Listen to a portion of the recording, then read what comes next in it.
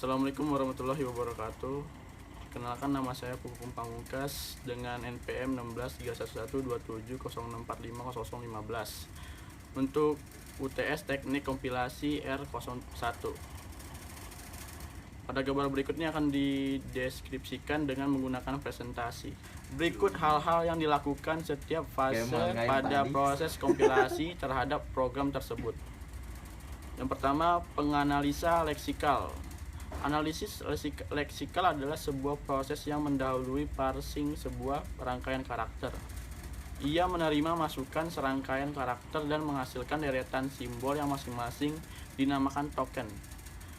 Proses parsing akan lebih mudah dilakukan bila inputnya sudah berupa token.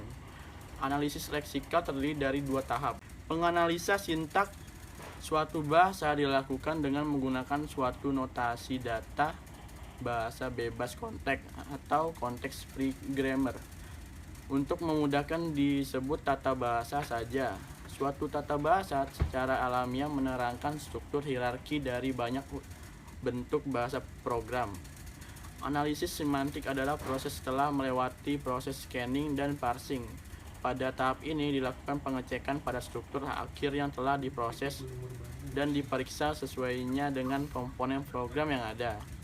Secara global, fungsi dari semantic analyzer adalah untuk menentukan makna dari serangkaian instruksi yang terdapat dalam program sumber. Contohnya sebagai berikut. Selanjutnya, pembangkit kode antara. Pembangkit kode antara atau intermediate kode berdasarkan pohon parsing. Pohon parse selanjutnya diterjemahkan oleh suatu penerjemah yang dinamakan penerjemah berdasarkan sintak atau sintak directed translator. Hasil penerjemahan ini biasanya merupakan perintah 3 alamat, 3 address code, yang merupakan presentasi program suatu mesin abstrak. Perintah 3 alamat bisa berbentuk quadruples atau OP atau ARG1, ARG2. Ekspresi dengan suatu argumen dinyatakan dengan menetapkan ARG2 dengan strip atau dash. Selanjutnya, pengoptimalan kode. Melakukan optimasi atau penghematan space dan waktu komputasi jika mungkin terhadap kode antara. Yang selanjutnya, pembangkit kode dalam bahasa target tersebut, misalnya bahasa mesin. Selanjutnya, kelompok besar fase kompilasi dibagi dua bagian. Yang pertama, analisis.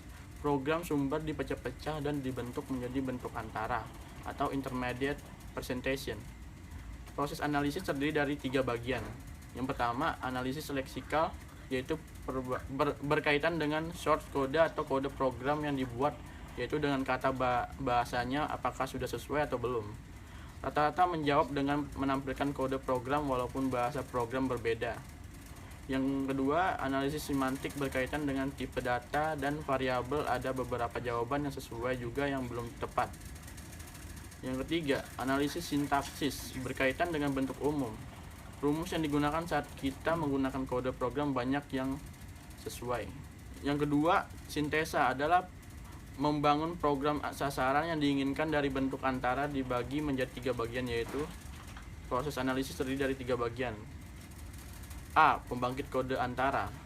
Membangkitkan kode antara berdasarkan pohon parsing, selanjutnya diterjemahkan oleh waktu penerjemah berdasarkan sintaksis.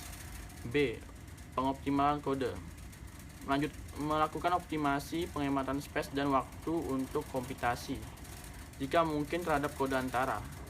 C. Pembangkit kode. Pembangkit kode adalah bahasa target tertentu, misalnya bahasa mesin. Nah, ini tampilan mini compiler pada awal kita membukanya. Tampilan awal. Komponen-komponen yang terdapat pada mini compiler antara lain: 1. Eksekusi, untuk mengeksekusi atau melihat hasil analisa leksikal dan tabel simbol. Yang kedua, reset, untuk membersihkan tampilan. 3. Bantuan, memberikan perintah kesalahan apa yang ingin diperbaiki atau memeriksa program. Yang keempat, keluar dari aplikasi program. Yang kelima, biodata, melihat biodata peserta pembuat aplikasi mini compiler. Nah, ini hasil dengan menggunakan C++ seperti ini. Selanjutnya, ini hasil dari Java. tampilannya. Dan selanjutnya hasil penggunaan menggunakan Python. Di dalamnya terdapat identifier atau sebuah variabel yang dideklarasikan. Dan ada juga keyword atau kata kunci digunakan untuk suatu tujuan tertentu. Contohnya if, else, youstream, return. Yang ketiga, tipe data menjelaskan perilaku suatu variabel atau konstanta. Contohnya char, sort, int, float, double atau string. Dan string. Operator yang selanjutnya, operator aritmatika seperti berikut dan operator logika seperti berikut. Yang selanjutnya delimiter, berguna bagi pemisah atau pembatas seperti kurung buka, kurung tutup, titik, koma, titik dua dan titik koma. Ya, sekian dari saya yang bisa saya sampaikan dalam materi ini.